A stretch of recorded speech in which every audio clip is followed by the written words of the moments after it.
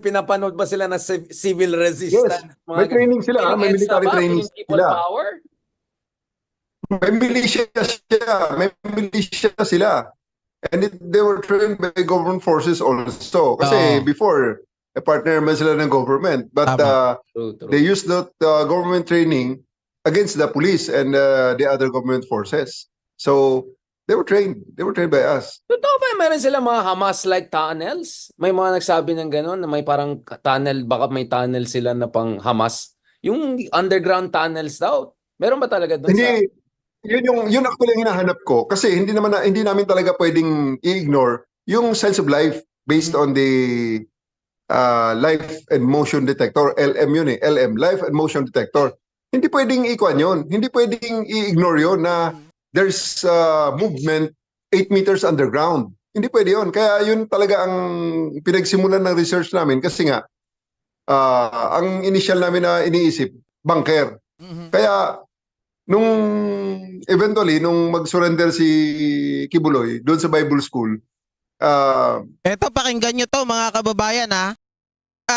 Eto masasabi ko kahit papano, hindi talaga kami nagkakalayo ng perception, ng analysis ni General Torre. Wherein nung sumuko po itong si Kibuloy, dahil nga ito ay na-corner na, mga kababayan, ang iniisip daw talaga ni General Torre, ito babanggitin niya rito, sabihin niya na gusto talaga naming makita pa yung area. Kasi baka marami pa kaming mahanap, marami pa kaming matagpuan o marami pa kaming matuklasan na itinatago nila. Ang problema kasi, sabi niyang ganon, yung hinahanap namin, lumabas na si Kibuloy, tapos lumabas din yung 4 na co-accused. So therefore, we have no any element or element and reason para kami pa ay mag-search. Yun ang sinabi niya. Pero nangihinayang sila na hindi nila natingnan yung ilalim at yung pinanggalingan ni Kibuloy, mga kababayan. Umaasa rin ito na meron talagang nakatago. Ako, umaasa ako na merong laboratory dyan. Kung hindi man laboratory, baka meron dyan yung mga itinatagong mga armas. Diba? Yan yung hinala ko talaga. Ito, pakinggan nyo, napakahalagang bagay po nito. I believe na anyway, may oras para sa lahat at darating din tayo dyan. O, kita nyo? Ayaw niya makita namin kung anong meron sa Bible School sa loob. Kaya Yun lang. he decided to surrender na lang. Kasi kung hintayin niyo so pang it was i-assault like namin, to avoid- makiklear namin, malalaman namin lahat ng sikreto. Oh, okay. So, Kaya actually, sinabi ko rin doon sa mga tao ko na kung si Kibuloy lang lalabas, itutuloy pa rin namin ang assault. Kasi hanapin namin yung 4 niya pang co-accused.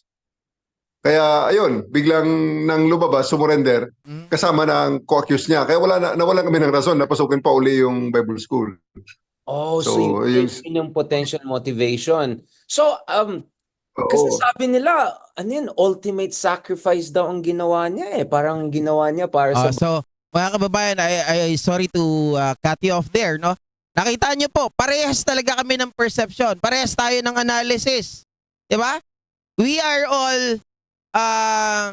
kumbaga, kahit na hindi pa facts, kasi hindi pa naman natin nakikita eh. But the thing is, nakakapanghinayang na sana, kasi isipin nyo ha, kung isikibuloy talaga, walang itinatago, makikipag-hide and seek yan hanggang sa katapusan. Diba? Kasi sa haba ba naman noon talagang kaya nila magpaikot-ikot sa laki at lawak noon, kaya nila magpaikot-ikot. But the thing is, there is something behind na talagang kailangan nilang itago. Dahil alam nyo naman, walang daladalang search warrant itong sila General Torre, and therefore, mga kababayan, hindi po sila pwede maghalughog ng gamit. Diba? Tao lang talaga yung inahanap nila, kahit na sabihin natin na drinil nila yon, sinira nila, nagukay sila. That's part of executing the warrant of arrest. Pero yung search warrant, hindi po nila magagawa yon. Diba? Madadamay lang yung pag-search nila doon sa tao if ever na hindi po lumabas si Kibuloy. Kaso lumabas eh. Sayang. Sayang. Bayan. Hindi naman siya namatay. Arresto, surrender, ultimate sacrifice. What's the facts of the case? Oo. Tama. Tip of the iceberg pa lang ang na-discover. Tama yun, mga kababayan. Sabi ni Philip Salili, parehas kayo mag-isip ni General Torre. Magkamag-anak ba kayo? Hindi, parehas lang kaming maitim. Parehas lang kaming maitim. Teka lang, nagpatalastas eh. Oh. Kaya kalokohan yung sinasabi nila na sumurrender sa hindi sa pulis. Ako, hindi totoo yun. The first contact with authority is my representative, si General Romeo Macapas. Yung nakita niyo yung selfie. Di ba? So at the end of the day, di ba, yung pinablish na unang-unang lumabas sa selfie, pulis yung nandun pulis ang kumuha nun Intelligence services So that's the first contact niya.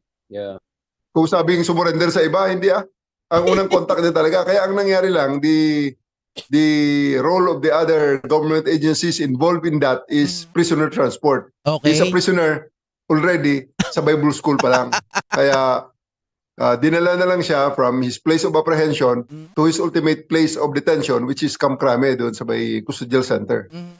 In-assist na lang kami ng other government forces. Ayun. So, Unfortunately, in-assist na lang sila ng ibang government forces.